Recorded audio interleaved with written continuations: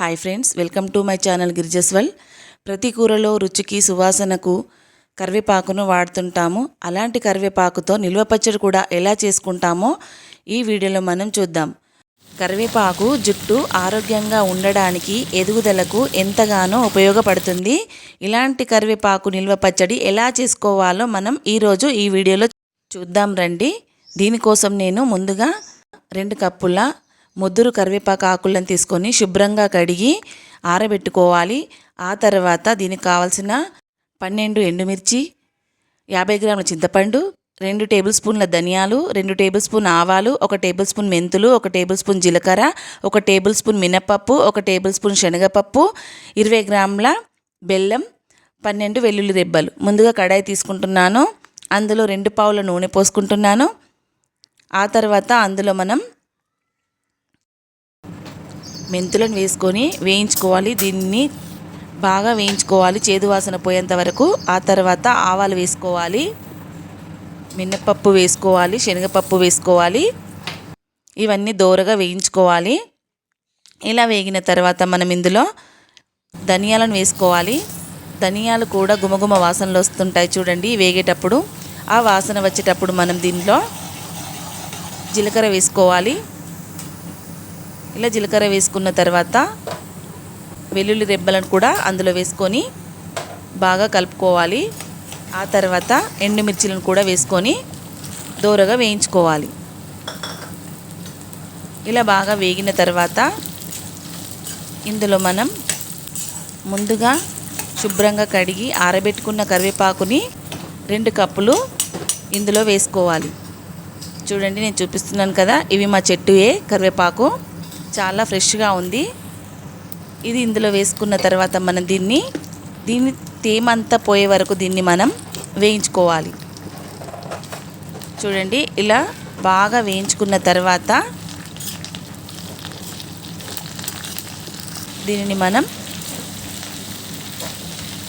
ఒక ప్లేట్లో తీసుకొని చల్లారనిద్దాం. ఆలోపు మనం కడాయి పెట్టుకొని స్టవ్ ఆన్ చేసి చింతపండు గుజ్జును, 1 కప్పు చింతపండు గుజ్జును తీసుకుంటున్నాను. అందులోనే ఈ బెల్లాన్ని వేసుకోవాలి. ఈ బెల్లం కరిగేంత వరకు దీన్ని మనం కలుపుతూ ఉండాలి. దీంట్లో నీరు అవసరం లేదు. చూడండి, ఈ గుజ్జు లోపనే బెల్లం అంతా కరిగిపోతుంది. ఇలా బాగా కరిగిపోయిన తర్వాత చూడండి, ఇలా ఉడికిపోతుంది కాస్త. ఇలా బెల్లం అంతా కరిగిపోయిన తర్వాత దీన్ని మనం 2 నిమిషాలు బాగా ఉడకనిద్దాం. ఆలోపు చల్లారిన కరివేపాకును మనం మిక్సీ పట్టుకుందాం. చూడండి, ఇలా పొడిలా పట్టుకుందాం. ఇలా పొడిలా మెత్తగా గ్రైండ్ చేసుకున్న తర్వాత ఆ పొడినంతా మనం ఇందులో వేసుకొని బాగా కలుపుకోవాలి. చూడండి, ఇలా వేసుకున్న తర్వాత దీన్ని మనం 2 నిమిషాల పాటు ఉడకనివ్వాలి. ఇందులో మనం 1 టేబుల్ స్పూన్ పసుపు, రుచికి సరిపడా ఉప్పు వేసిన తర్వాత దీన్ని మనం బాగా కలుపుకోవాలి. చూడండి, ఈ విధంగా కలుపుకున్న తర్వాత 2 నిమిషాలు అయిపోయింది కదా. హై ఫ్లేమ్లో కాకుండా లో ఫ్లేమ్లో దీన్ని మనం ఫ్రై చేసుకోవాలి. ఆ తర్వాత స్టవ్ ఆఫ్ చేసుకుందాం. దీన్ని మనం పోపుకు సిద్ధం చేసుకుంటున్నాను. ఒక బాండీ పెట్టి అందులో 2 పావుల నూనె పోసుకుందాం. ఇలా నూనె బాగా వేడైన తర్వాత దీంట్లో ఆవాలు, జీలకర్ర, ఎండుమిర్చి, 4 కచ్చపచ్చగా దంచిన వెల్లుల్లి రెబ్బలు, రుచికి ఇంగువ కూడా వేసుకుందాం. ఇంగువ వేయడం వలన కరివేపాకు పచ్చడి చాలా టేస్ట్గా ఉంటుంది. 1/2 టీ స్పూన్ ఇంగువ వేసుకుంటే ఎంతో రుచిగా ఉంటుంది. చూడండి, నేను వేసుకుంటున్నాను. ఇలా వేసుకున్న తర్వాత ఈ పోపునంతా మనం కాసేపు చల్లారనిద్దాం. వేడిగా ఉన్నప్పుడు పచ్చడిలో వేయకూడదు, పచ్చడి ఖరాబ్ అవుతుంది.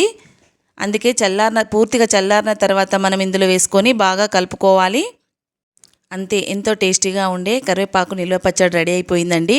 దీనిని మనం చల్లారిన తర్వాత ఒక గాజు గ్లాస్లో తీసుకొని ఫ్రిడ్జర్లో పెట్టుకుంటే నెల రోజుల పాటు నిల్వ ఉంటుందండి. దీన్ని మనం టిఫిన్స్లలో ఇడ్లీ, దోశ, వడ, వేడివేడి అన్నంతో తీసుకుంటే ఎంతో రుచిగా ఉంటుంది.